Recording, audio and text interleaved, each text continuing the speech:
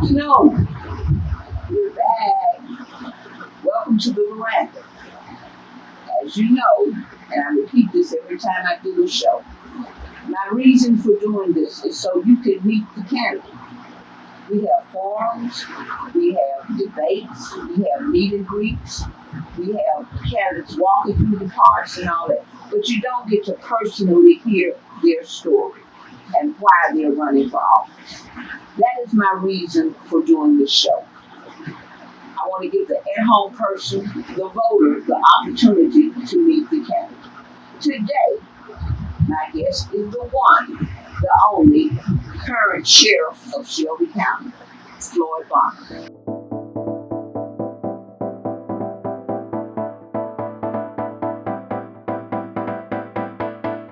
Welcome to the Veranda. Thank you, Angela, and thank you for having me. You're more than welcome. And his lovely wife is here with us as well. Welcome to the Veranda. Today we're gonna delve into Floyd Barksdale. Right. We're gonna find out about Floyd Barksdale. I want you to kick back, get you a cup of coffee, whatever it is you need, and listen. Take notes so you're knowledgeable of who you put in office for this mayor's race. Because in my opinion, and y'all know I have opinions on a lot of things, it's a circus. So we need to see who needs to be the ringmaster in this circus. Okay, let's go. Sheriff Veranda, tell me about Floyd Barksdale. Oh, where do we start? Angela, my mom and dad, I was born and raised in Orange Mound. My father was a Memphis Police Department officer. My mother worked at Mayoral as the cashier at the lunch line. Are you serious? Yes, she did. Yes, she did. Many of my family members went to Mayoral, and it was always a dream of mine to play football for Mayoral. But when I turned 12 or 13 years old, my parents moved to Westwood, and I wound up graduating from Hillcrest. But I grew up in Orange Mound, 2848 Choctaw, as a matter of fact, and grew up going to Brentwood Park, playing as a little boy. I was the oldest of three children. I have a sister behind me and two other brothers, and so was baptized and went to church at Mount Olive, right there at Spotswood and Pendleton. I think B.T. Jackson is still the pastor there. I know he's been sick with Parkinson. Yeah, he's been sick for a while. But that's the church I grew up in, and went to Hanley, went to Melrose, and... Okay, sidebar. Who's the person when you went to him? Oh, wow. You said Buell Williams, I'm going to drop everything I got. I can't even remember. But you know, the one thing that I do remember when I was going to Hanley, they had a class that I remember we had to dress up on Friday, and we went to a special part in the cafeteria where they taught us how to eat with knives and forks and proper etiquette when you were at a restaurant. And I don't know why that sticks in my mind because you had to dress up, you had to wear a tie to school that day, and everything. Everybody always knew who was going to the special dining room. You know how to eat at a restaurant? You got proper etiquette. You got proper etiquette. And well, I learned it at Hanley Elementary. Went there and, like I said, grew up playing all around there. I had so many relatives, aunts and uncles that lived on Dallas Street there. I had families all over. The old cleaners that used to be right there at, yeah, that's right. My great aunt and uncle used to run that cleaners. No, they were the Millers. The Millers? Yeah, the Millers. I knew the folks over at Orange Mound Funeral Home when they were located there. Matter of fact, they always when our family member would die, that's where everybody would go back. That's where everybody would go, was back to Orange Mound Funeral Home. I can remember riding the bus because my mother even though we had a car, but Mama would always teach us how to ride the bus. So it was always a big treat to go downtown to, what was the place that used to fry the hot dogs? What was it called? Orange Mound? No, downtown Memphis. We would always go downtown, Lowenstein's or somewhere, not in Goldsmith. I can't remember the name of the store, but Because you're way older than me. but we would go down there. Mama would always make sure that we knew how to ride the bus. And like I said, my dad was a Memphis Police Department officer when I was growing up as a kid. And I can remember how things were different then than they are now, because my dad would go to Danny Thomas and Crump. It used to be an old Mack truck building or business there, and that's where he would go. Trucks. With the big 18-wheelers, yeah. And that's where Daddy would go to get his car, because African-American officers were not allowed to go to the precinct.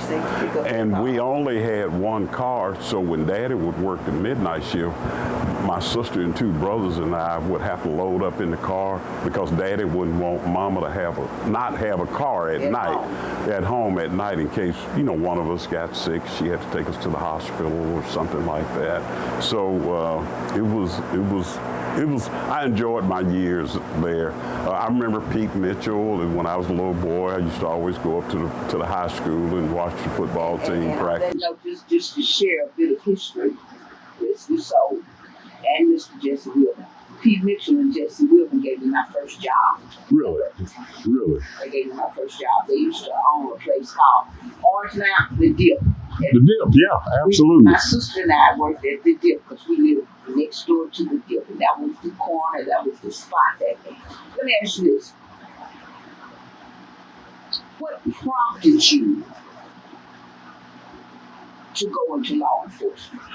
That's a good question, because my name is actually Floyd Bonner Jr. I'm named after my daddy. I knew your dad. Yeah, and I was named after my dad. And when I was younger, everyone would always say, "Are you going to follow in your dad's footsteps? And I would say, "Heck no, I'm not going to do that."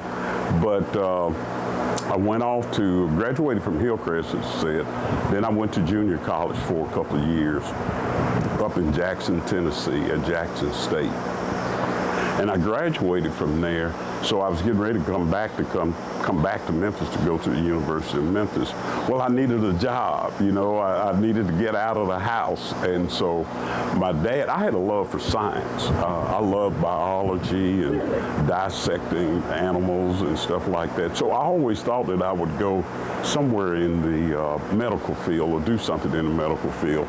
So one day Daddy was talking to me, and he was like, "Boy, you need a job. You need to do something." And so he said, "Well, why don't you try working at the sheriff's office?" And he said, "I can help you get on." He said, "Why don't you try working at the sheriff's office?" And when I started off working in the jail. And when in the old jail, 201 did not even exist. That's where I know you from. Yeah. I started working at 201. At the old jail. The old jail. And when I started working there, I actually kind of fell in love with the career and everything. It was good pay and good benefits. And so. Do you think that, say, the younger you at that time, did you ever think that you would become the sheriff? Oh, no, never did. The younger you. The younger me was, I was just happy to have a job, with some benefits and, insurance and everything. I didn't have any kids. My wife and I didn't get married till about a couple of years later, so I was a young man, single man, and I was just out there I needed a job, and like I said, when I got the job, I really started liking it, and I was like, okay, well, I can do this, I enjoy this, and I think that with the current situation in Memphis. Mm-hmm. And I say this on every show because it's the truth. Memphis going to hell in a handbasket if we don't fix it. Right. I think that there's so many situations within politics now where it involves egos. Right. And those egos hinder us from being able to come together and do what needs to be done. Now, you being the current sheriff, now, president of Memphis, Shelby County, what do you think, aside from crime, well, no, let me rephrase that.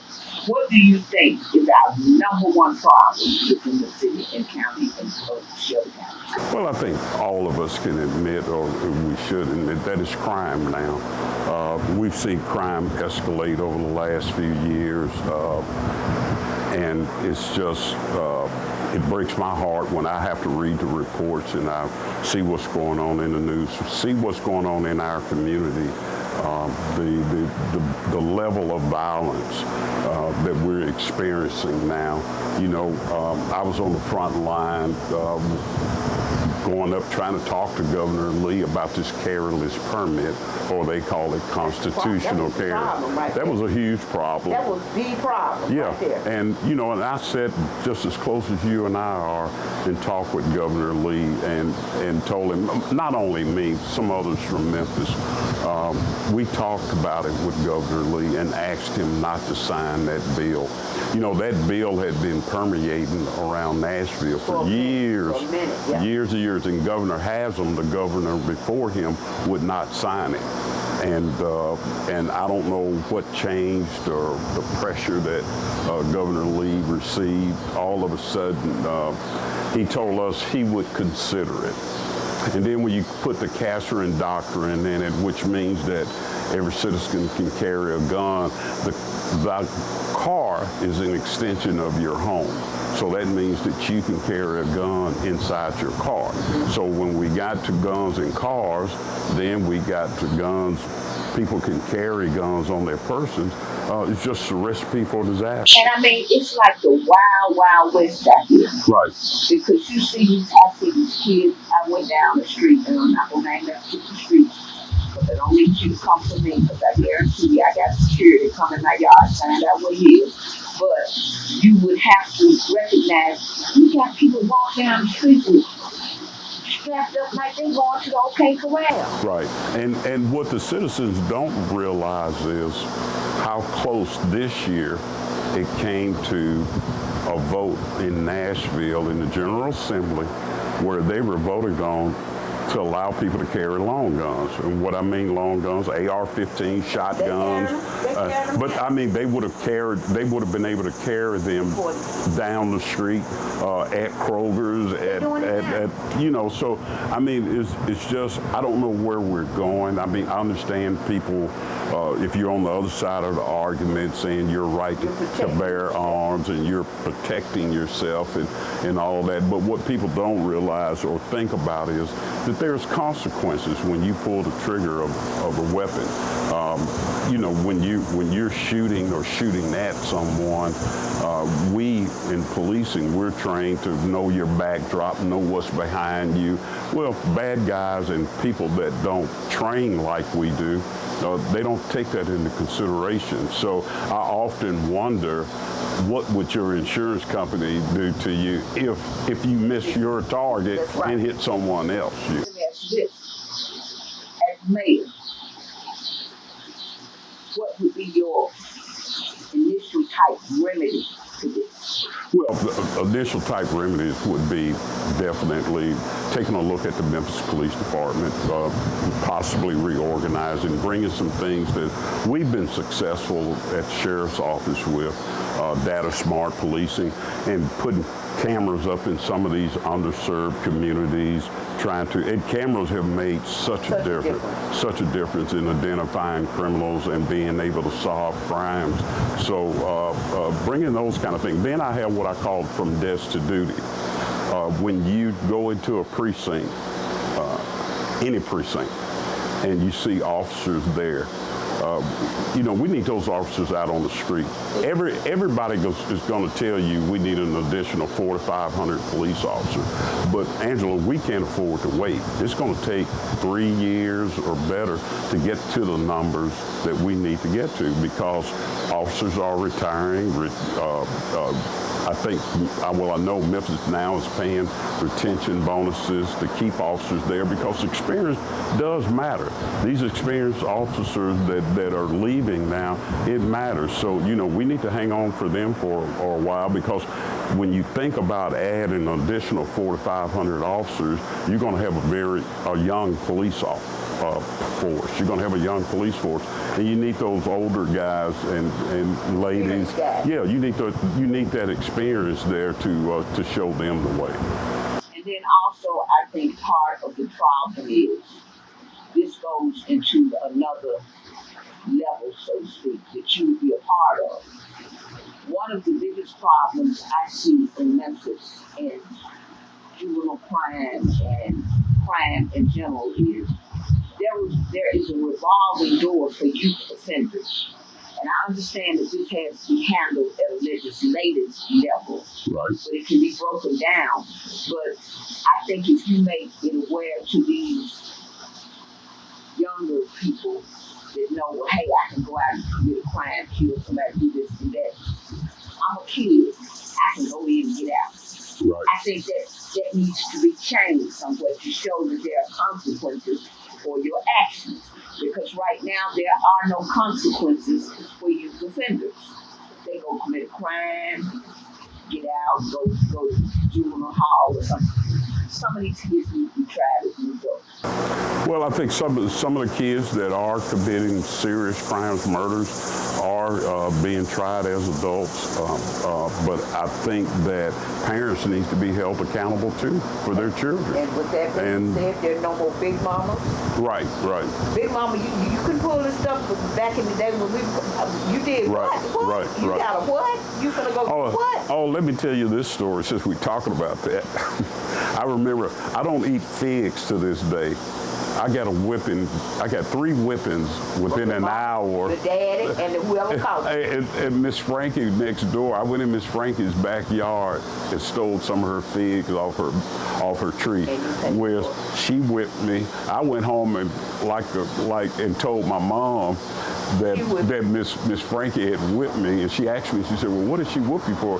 Well, I took some figs off her tree. Well, Mama got me, and then when Daddy came home, Mama told Daddy he got me. So you can run me down the street with a fig now, because I don't fool with them anymore. I don't touch a fig anymore. That's part of the problem. We got kids raising kids. Right. There's no more big mamas, and that's sad because I'm kind of sort of a big mama. But back then, there wasn't no. Couldn't get away with half the stuff these kids get away with now. Cause Big Mama knew it before you did it. Right. And she was waiting on you when you got to it. Well, and then too, sometimes now parents, what I see a lot of times is, even talking with juvenile offenders, these kids come home now with brand new tennis shoes. Well, mother didn't buy them, daddy didn't buy them, big mama didn't buy them. Where you get them from? And that question is not asked anymore. And so when parents are allowing their kids to go out and do anything, I think they should be held accountable. Now, when I say accountable, I don't mean put in jail.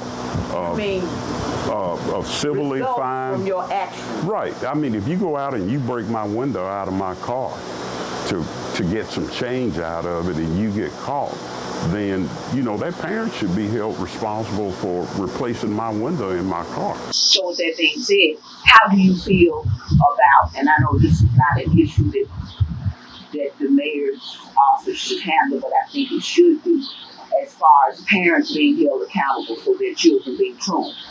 Oh, truancy is a huge problem in Memphis. A former judge who was defeated in the last election, she was the only judge that I knew that had truancy court, that had parents downtown at 201 in the auditorium and held those parents accountable for their children not going to school. Now, you have to keep in mind all the social things that go on with a kid. Lack of food, lack of shelter, lack of clothes and everything. There's nothing for our youth to do. There's nothing for our youth to do, but still there are so many social services out there. There's so many nonprofits out there.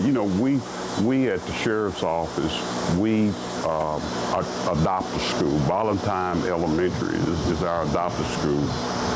At the beginning of the year, you usually give volunteer anywhere between $8,000 to $10,000 just to get started, because what we want is we want these kids to be able to go on field trip, Be able to do things. to be able to do things. Miss Peterson is the principal over there, and she has an opportunity to get art supplies, to do many things with the kids that they wouldn't ordinarily get a chance to experience. We buy Christmas for a lot of the underprivileged kids over there. So it's about interacting with kids, and what I find again in talking with youth offenders are they just want somebody to know, to listen and know that somebody cares. They don't want you to jump in and out. You know, they want you to stick and stay. There's no consistency without Exactly. today. It's no consistency. And that creates a void to where there's an opening where they can just kind of slip through that opening. And Slip through the cracks. And I have to give my wife credit. She does tutoring with second graders, and statistics shows if a kid is not reading at grade level by the third grade, they have a tendency of slipping through that crack. So ask your listeners to, you know, if you have the time, if your heart is there, tutor a kid. And do something about it, because it's going to take all of us to combat what we're combating now, you know. And I think we got to come back past here's my issue, and I do throw my 2 cents in it. Keep pinning my big something like that. People nowadays in politics get caught up in the wrong things. It's me talking. As a city, and with the past, I'm trying to say this the right way because I don't want to hurt nobody's feelings, not yours, but I don't want to hurt nobody's feelings, but I really don't care. But anyway, with the past, what we've done, they have a tendency to go into situations and make things bright and shiny. Mm-hmm. You know, instead of, and I'm speaking on the Coliseum because I am a member of the board. What is your opinion on the Coliseum? And before you can answer that, I'm going to say this. I'm somewhat insulted by the fact that they wanted to tear down the Coliseum, because we've already put Liberty Park over there. Mm-hmm. Okay, that's great. That's a venue for people from out of town and everywhere to come do events and all that. That's great. It's a motorcycle event over there now. That's great. But then you're leaving a void where people in the community, where they gonna go? Right. The Coliseum has such a rich history. It was the first place that was integrated for blacks to be able to go in and see something. Mm-hmm. But you want to tear this down and put a soccer field on the Coliseum board. We provided 7 locations, I believe, where they could put the soccer field. Don't tear down the Coliseum. Let's shine it up and refurbish it, because it's got good bones. Okay. They're saying it. And what the city does not realize is we, the city, own the Coliseum. There's no private entity that owns the Coliseum. The city owns the Coliseum. So as mayor, how do you feel about saving the Coliseum? Well, let me say this about the Coliseum. I hadn't been in it in years. I mean, many years. I know it has some challenges. It's not ADA. It's not ADA compliant. I don't know what the bones and the structure look like, but I have many memories there also. I mean, you know, when Melrose would play Overton, when Larry Finch was playing Johnny Newman, I mean, we packed out the Coliseum, and I think the Coliseum could be used as a second venue. I don't know how much it would cost to revitalize the Coliseum. Look at Sears Crosstown. Yeah, beautiful, beautiful building, just in there the other day. But I know that the FedEx Forum has the right of first refusal. Well, the non-compete clause does have that right. Right. But we can still utilize that building for anything under 5,000 feet. Right. I mean, I think it's an icon in Memphis. I mean, if you grew up in Orange Mound and I mean, that's all you saw. I mean, when you went to Liberty Land, you saw the Coliseum. Again, I hadn't been in it in years, so I don't know what it looked like. And see Right, firsthand. right. I hadn't seen it in many, many years. Now, with that being understood, what about the infrastructure? Memphis's infrastructure is terrible. As mayor, how would you address that? Well, first thing we got to do is kind of clean up some things with MLG and W. You think? I mean, we all suffered, me included, on these storms that came through. And I think in 2021 or 20, the city council gave Light Gas and Water millions and millions of dollars to trim the trees, and we saw it during the storms here just a few weeks ago, you know, how that was working out. And then that goes to, we can use locally owned businesses to do this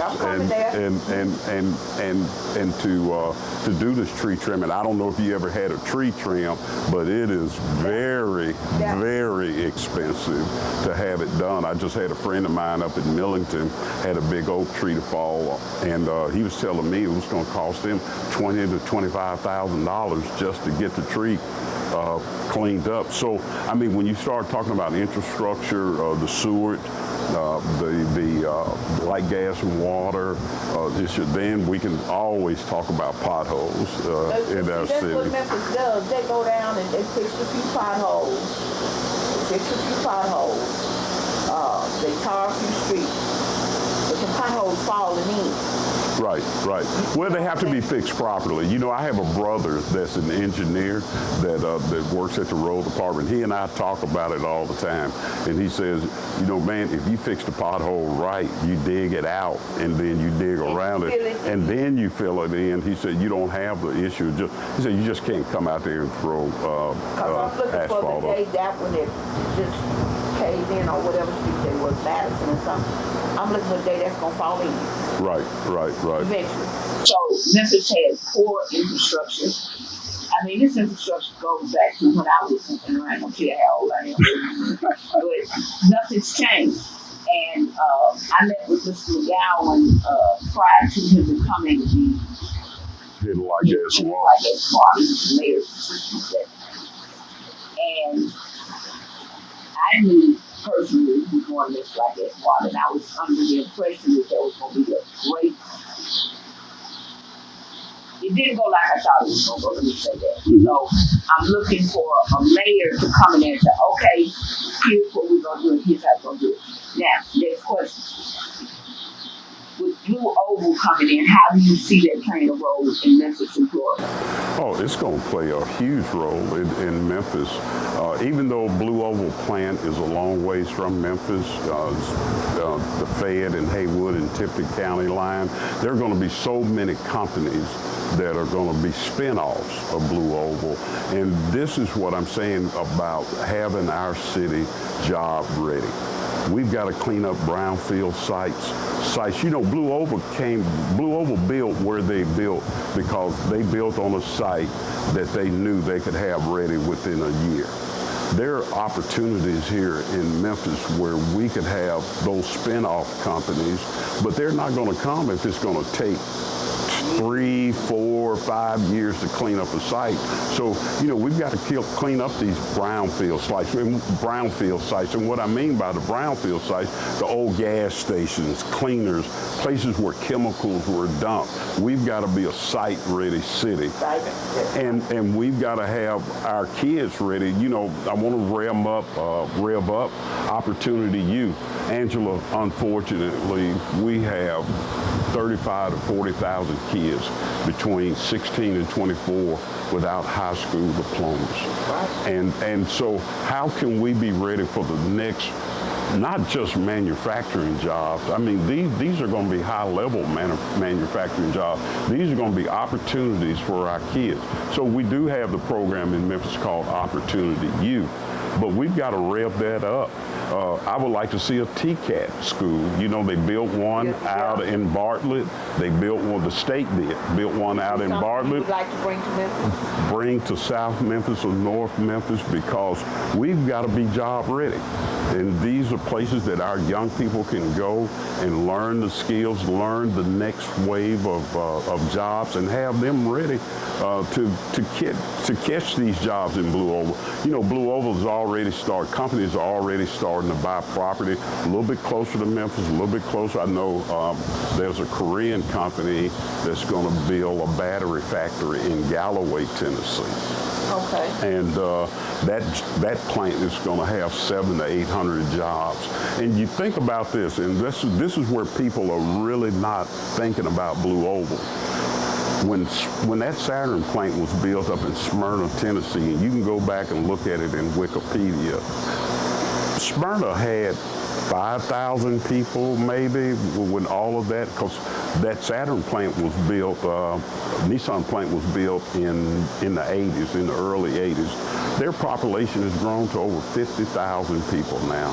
And all of those people are working either at the plant or spin-offs from the. So that's what I mean when I say that we've got to have our kids ready, because there are opportunities, great opportunities, that are coming Memphis way. I want to talk a little bit too about the debt cliff. The debt cliff. Memphis, the city of Memphis government is about to be infused $50 million in about 2.5 years, because bonds and things were restructured years ago. That money will be infused into reoccurring money every single year. Every single year. $50 million is going to be included into the city of Memphis's budget. So there's going to be some room, there's going to be some opportunities for us to do some great things here, but we've got to be ready. We've got to know, we've got to have a direction, we've got to know what our kids, we got to get those TCAT schools here in South Memphis or North Memphis, wherever, in the inner city. And get those kids. You got to position these kids and get them ready for the future, because exactly. they don't see that.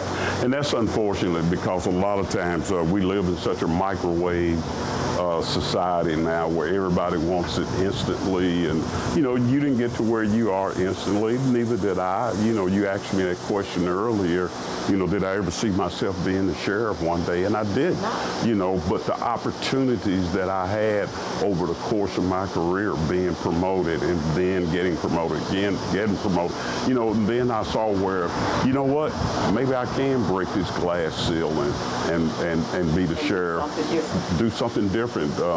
And I take great pride in being a role model, Angela. I really do. You know, my wife and I, we've raised 2 sons here, and thank God they never got in any trouble. They were sports-minded.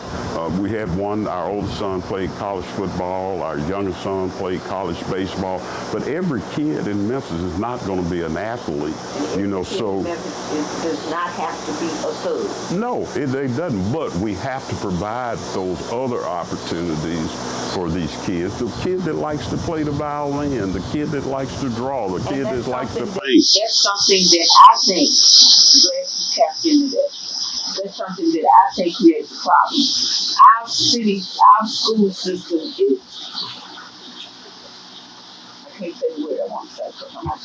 I can't say what I want. We're on the veranda. I'm on the veranda. I say it on the veranda, but I can't say it because people, you know. But I don't know what's going to happen with Memphis City Schools. But I know whatever happens needs to be thought out carefully, and the kids need to be thought of first, instead of what this one is doing and what that one is doing. Mm-hmm. Like I say, politics get caught up into so many egos. Therein lies the problem. But that's another show, another time, and that's this. Do you support the move of the city getting away from privatized contracts, running businesses such as River City Park? And we got a park business. Now, this might be a hard question, but we got a park commission full of staff and all that, but yet the past, they've allocated funding to a different entity to run River City Parks. And that to me, I'm not against, listen to what I'm saying. I'm looking at y'all now. Listen to what I'm saying. I'm not against anyone doing what they're good at. But some of these services that Memphis has currently are duplications. Mm-hmm. And the duplications come with funding. Right. And that funding that will go to the duplicated situation can be used elsewhere. Mm-hmm. So I think that's an issue. But you have to look at also there's private and public funding, and a lot of times when you look at things that are going on for the better, a lot of times it has to be a private and public partnership. Why? Because the city can't afford to do it alone. Now, I'm not saying in every instance. But sometimes a public and a private partnership is good. Now, I do not believe in privatization of city contracts, if you will. Okay. I don't believe in that because there are very few minority contracts. And let's talk about small businesses just for a minute. My wife is a small business owner here in the city, and we've got to start, especially minority, women-owned businesses, we've got to do better with what we're doing. I think the city may be at 20% or 25%, but we can do better.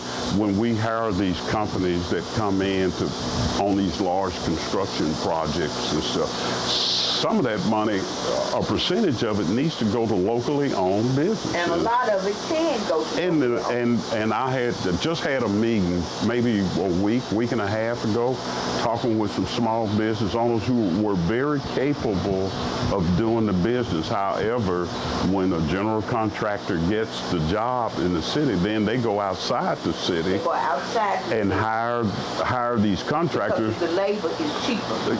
And we have people here in Memphis that are very qualified, that are certified with the city, qualified in the city to do the work.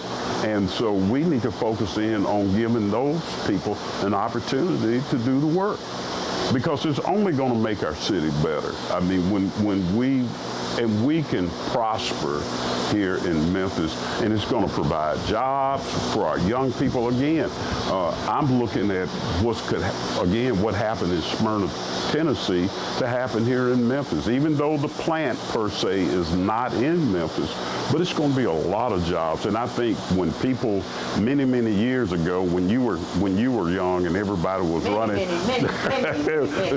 see, I wasn't going to add all those minis.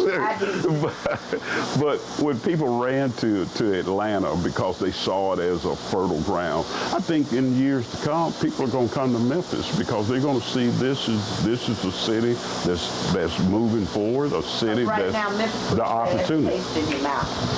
Well, I think it's because of again, crime. You know what we're seeing with crime. Let me ask you this. Then I'm gonna let you talk to the folks. What does the first 100 days of a Floyd for mayor sheriff look like? It looks like being laser focused on the number one issue in our city is crime. And I think for us to move forward, for us to become a prosperous city, we've got to get crime under control. That means that the violent offenders, the 20%ers, we've got to get them off the street. We've got to give our youth an opportunity to take them away from that crime-ridden issue and get them on the right track. So the city is going to have to not only put criminals in jail, but we're going to also have to invest in our youth. As much as the city is doing now, we've got to do more because obviously it's not working. We've got a partnership with the churches. You know, I have been so impressed with the ministers that I have met here recently, and they asked me, Sheriff, what can I do? What can we do? I grant you that, and I appreciate that, and I applaud. But it has some to. of the ministers. But Angela, it has to be a direction. It has to be a vision. When someone asks you, "What can I do?" You have to know what to do and where to tell them. This is what I need you to focus on. Memphis has over 15,000 nonprofits. Okay. And so, but some of them are doing good work. Some of them are doing what they need to do. Some of them are just there. I have someone right now that is vetting nonprofits. I'm hoping to get a grant from the state that I can give money to nonprofits. I don't know if it's going to come through. I'm hoping it will. Right now, Memphis Allies is the big nonprofit because the state has changed their regulations so much that you have to be research-based, you have to be data-driven, you have to be able to show the data. I've talked to some nonprofits, and I won't call any names, but one of the nonprofits that I spoke with one day, I said that they had been in business for 30 years. So I asked them, well, show me some of your work. Show me what you've done. And the only thing that I was ever shown was coloring books, you know, from little kids to teenagers, you know. And so when you say you're doing the work, show me you're doing the work. That is the key to anyone that wants to be in politics. Right. Or anyone that wants to serve the people. Serve to serve. Right. Don't serve to be seen. Right. Right. You know what I'm saying? Well, I think even still, being in law enforcement for 42 years, you know, I know I have a servant heart. I grew up in this community. I raised my children here. My wife and our children went to public schools, and they were athletes. They had an opportunity, and we would have sent them to college anyway. I tried to talk them into going to the military, but they didn't want to do that. But they had an opportunity to go to college, and they're very successful, and they live in Atlanta now. And now, one works at the Center of Disease Control, and he's done well for himself, and both are married, and our youngest son is in management with a company down in Atlanta, and he and his wife are doing well. But the talent, that type of talent, and I'm not saying our sons are all of that, but what I'm saying is those are two young men, African-American men, that could have been a resource because both of them have good hearts. They volunteer. My youngest son, he volunteers down in Atlanta with baseball, and for nothing. I mean, he does it for nothing, but he does it for the love of the game. And how many of our African-American little boys and girls, you know, they play baseball anymore and stuff. And Elliot grew up here in town from 5 years old playing competitive baseball. It's an opportunity. You know, playing golf, you know. That's something we don't have. These are the things that, you know, there's a lot of people in town, especially I see from the fraternities now that are really starting, you know, people are really starting to get it. So when I started talking about preachers and fraternities, sororities, they're really starting to get it, to know that they've really got to do some service projects, and they've really got to start giving back to the community.